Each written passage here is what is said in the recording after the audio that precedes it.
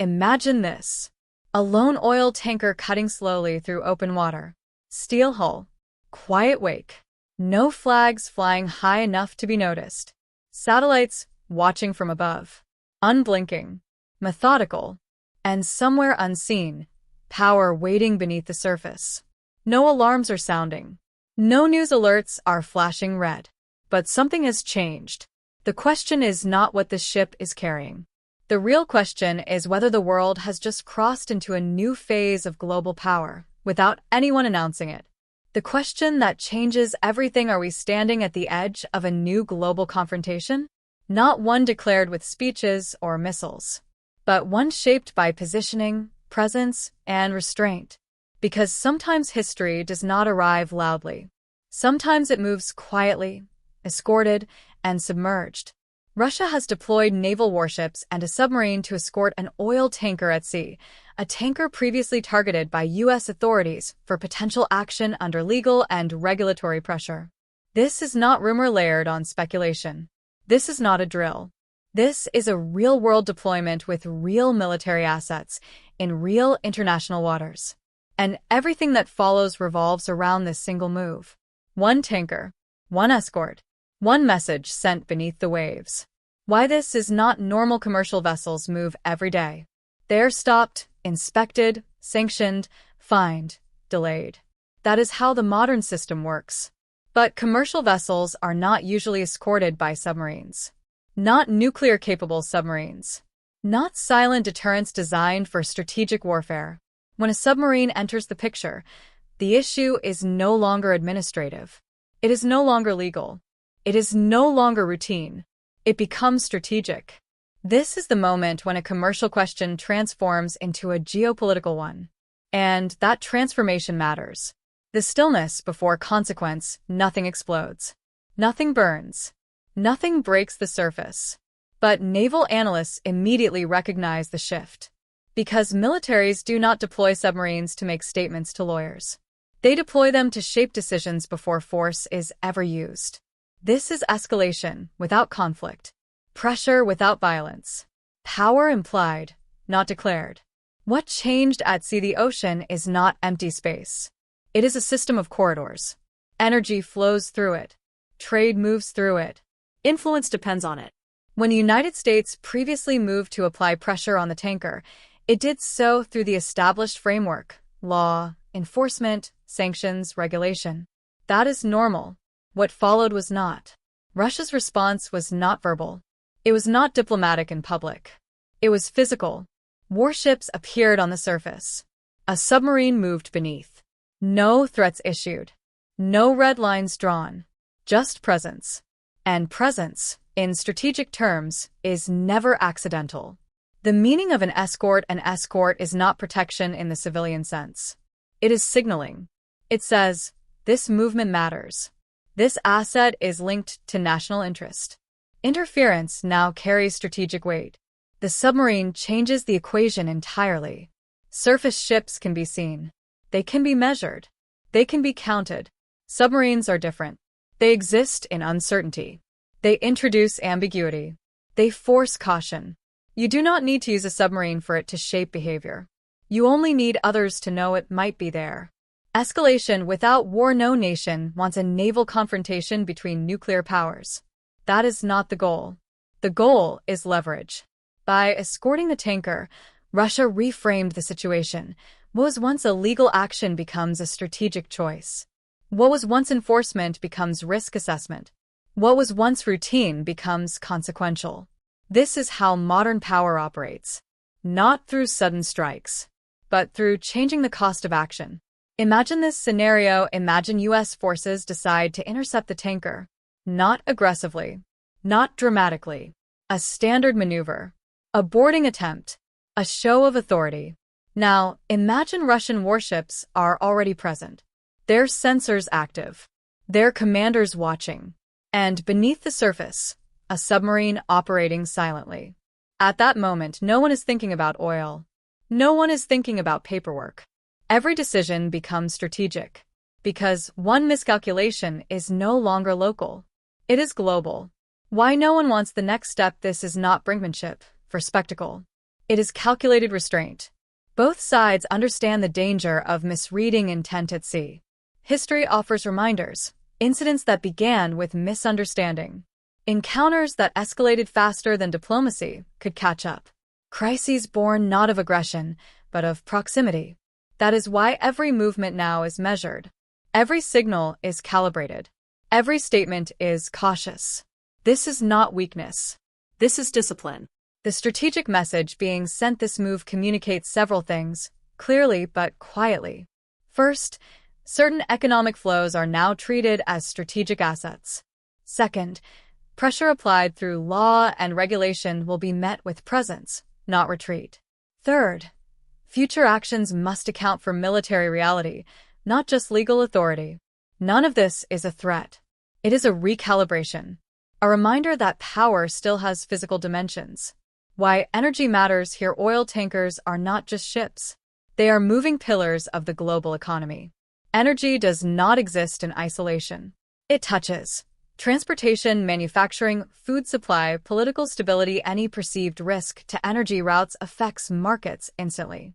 Not because supply has stopped, but because confidence has shifted. And confidence is fragile. The market reaction that no one sees. Insurance companies notice first. Risk models adjust.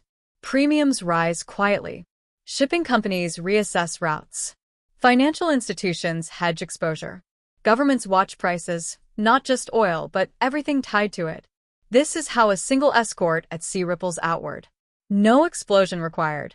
U.S. allies are watching closely. So are Russia's partners. Because this is not just about two countries. It is about precedent. If military escort becomes an accepted response to economic pressure, the rules shift. Not immediately, not loudly, but permanently. The most dangerous changes are the ones that feel practical. If this works once, others will copy it. More escorts, more patrols, more submarines shadowing commerce. Not war, not peace. A constant low-level competition where trade moves under military observation. This is not escalation.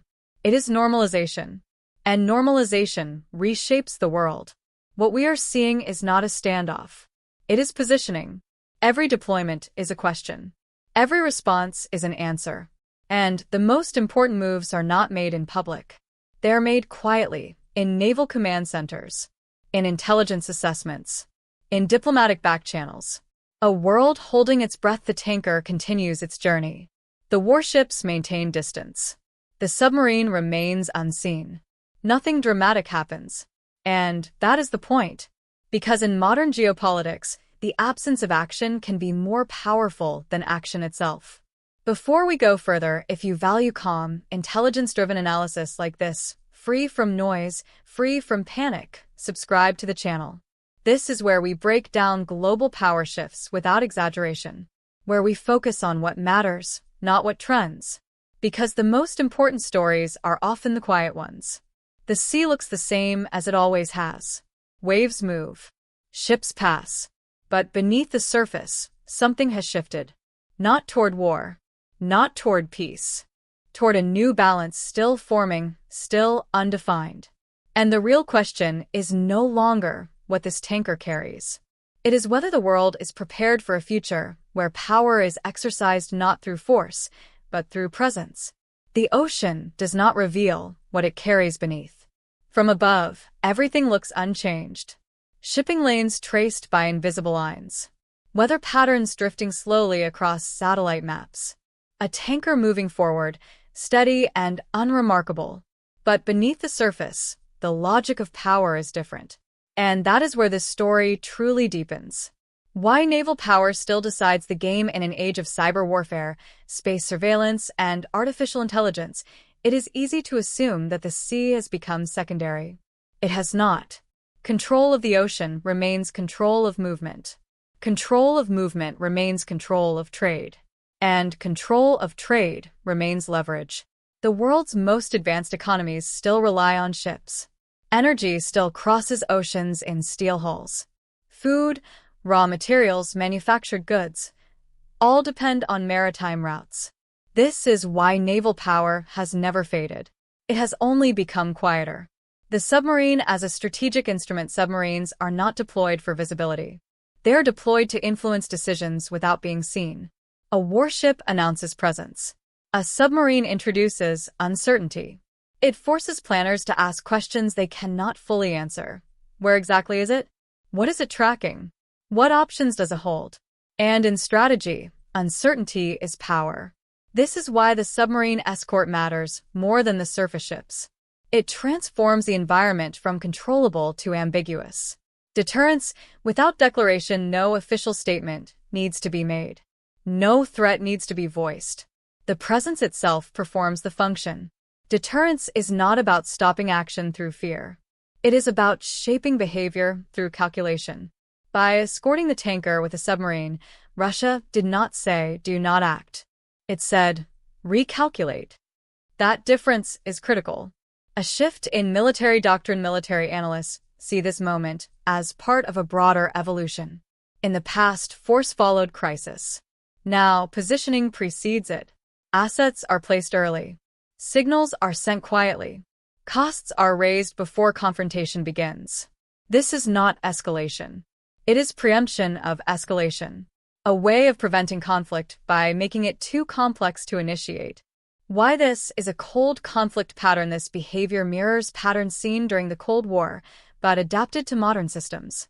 Then, nuclear weapons shaped restraint. Proxy conflicts absorbed pressure. Now, economic pressure replaces ideology. Presence replaces proxy war. The battlefield is not territory. It is decision-making space. The role of surveillance satellites track movement constantly. Sensors listen. Algorithms flag anomalies. Every ship is seen. Every signal analyzed. But submarines disrupt certainty. They exist at the edge of detection. They operate in probability, not visibility. And that forces caution on everyone involved. The psychology of commanders at sea. Naval commanders are trained for restraint. They understand proximity. They understand misinterpretation. An aircraft flying too close. A radar lock held too long. A maneuver executed at the wrong angle. None of these are attacks. But any of them can be misunderstood. That is why silence matters. Silence as strategy. The most striking aspect of this incident is what has not happened. No aggressive intercepts. No warning shots. No public ultimatums. Instead, distance maintained. Communications minimal. Movements deliberate. This is strategic maturity. Not passivity. Not hesitation. Control. Imagine this quiet moment. Imagine two command rooms. One aboard a U.S. naval vessel. Another aboard a Russian escort ship. Screens glow softly. Data scrolls. Voices remain measured. No one is shouting. No one is rushing. Because everyone understands what is at stake. Why no one wants the first mistake. Mistakes at sea are not easily undone. A misjudged maneuver can trigger alarms. Alarms trigger protocols. Protocols reduce flexibility. And flexibility is what prevents catastrophe. This is why militaries invest so heavily in training for restraint. Not because conflict is desired, but because it must be avoided. The strategic pause. This situation represents a pause, not inactivity, but suspension. A moment where legal pressure meets military reality. Economic tools meet strategic signaling. Action meets consequence. It is in this pause that the future is shaped. What defense planners are watching behind closed doors. Analysts are not focused on the tanker itself. They are studying patterns. How quickly assets were deployed. What types of vessels were used. How communication channels behaved. Because patterns reveal intent more clearly than statements.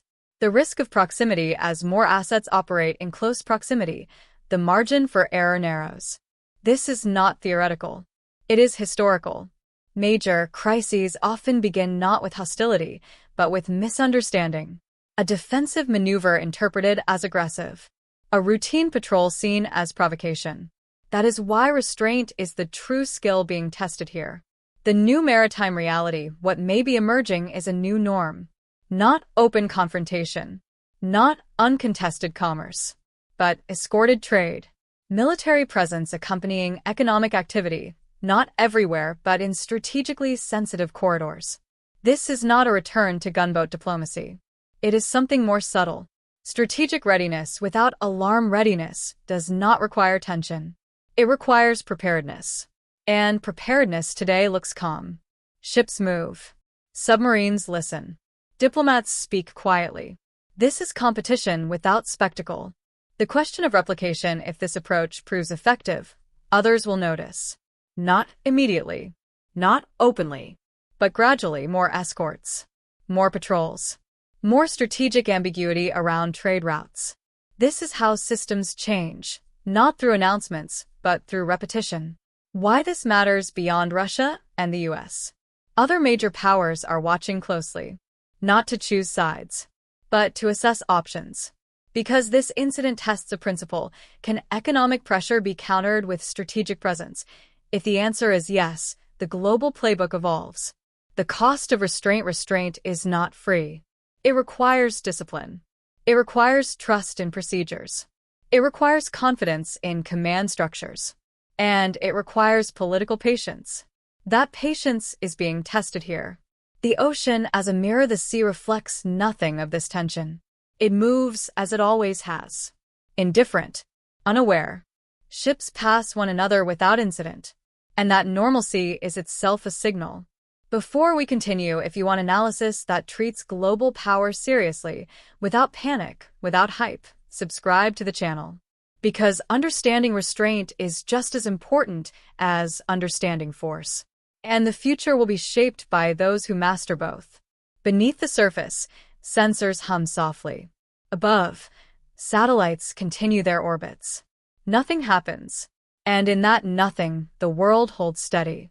Because sometimes the most important battles are not about who advances, but about who chooses not to. The most important consequences rarely arrive where the cameras are pointed. They unfold elsewhere. In spreadsheets instead of speeches. In boardrooms instead of briefing rooms. In quiet recalculations rather than public declarations. The tanker continues its journey. The escort remains disciplined. The submarine stays silent. And the world begins to adjust.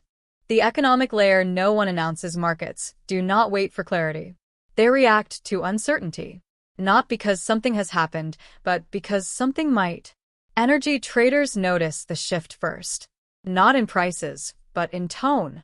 Risk assessments change language.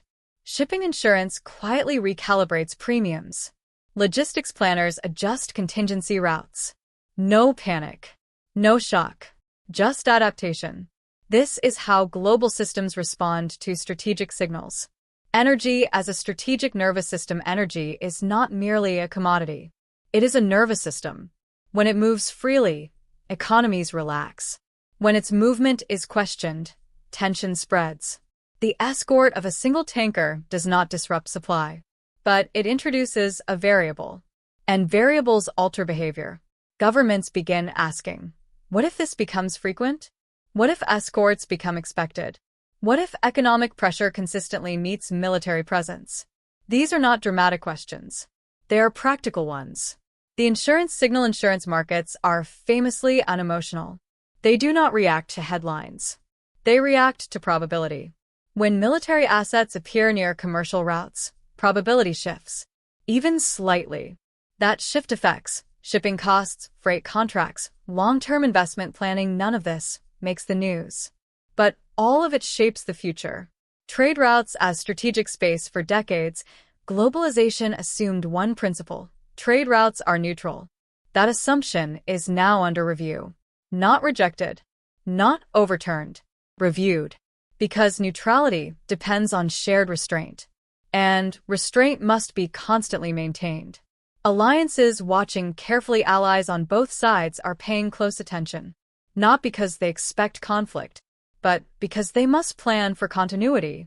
Most nations do not want to choose sides. They want stability. And stability requires predictability. This incident introduces a question mark, not a rupture. Quiet diplomacy at work. While public statements remain measured, private conversations intensify. Naval attaches compare notes. Diplomats reaffirm protocols. Back-channel communications ensure misunderstandings do not grow roots. This is diplomacy at its most important. Preventative, uncelebrated, effective. The absence of escalation is not accidental. It is worked for. The risk of normalization, revisited normalization, is the most powerful force in international affairs. If something happens once, it is an exception. If it happens twice, it becomes precedent. If it happens repeatedly, it becomes normal. Military escorted commerce is not yet normal. But the conversation has begun. That alone is significant. A world of escorted trade? Imagine a future where energy shipments routinely sail with naval escorts. Strategic routes host constant military presence. Commerce moves under watchful sensors. Not war. Not peace. A persistent state of strategic readiness. This is not inevitable, but it is conceivable. And what is conceivable must be managed. The burden of restraint on great powers. Restraint is not weakness. It is responsibility. Great powers carry the burden of setting norms, not just defending interests. Every move becomes instructional. Others will learn from it. That is why restraint here matters so deeply. The unspoken agreement. There is an unspoken understanding shaping this moment. No one wants to test limits publicly. No one wants to force choices prematurely. This is not hesitation. It is stewardship. What this says about modern power today is less about domination and more about shaping environments. It is exercised through presence rather than force, ambiguity rather than threat, patience rather than urgency. This incident is a case study in that evolution. The human element behind every strategic decision are people. Commanders who have trained for years to remain calm. Analysts who understand consequences beyond careers. Diplomats who believe silence can be more effective than speech. These individuals rarely appear in headlines, but they are the ones holding the line. Why this is not a story of fear. It would be easy to frame this moment as dangerous. And it is in the abstract. But it is also a story of discipline, of systems that, for now, are functioning as intended. Of actors who understand that power must be exercised carefully, or not at all. A different kind of strength. True strength does not announce itself. It shows up in restraint under pressure, clarity without aggressions, control without spectacle. This moment reflects that kind of strength. The world adjusts. Quietly, the tanker reaches calmer waters. The escort remains professional. The submarine withdraws unseen when its role is complete. No headlines announce the end. No declarations mark the moment. Life continues. And that continuity is itself a victory. Before we close, if you value analysis that treats the world seriously, without panic, without exaggeration, subscribe to the channel. This is where we examine power with patience. Where we focus on what shapes the future, not what shouts the loudest. Your presence here matters. History often teaches the wrong lesson.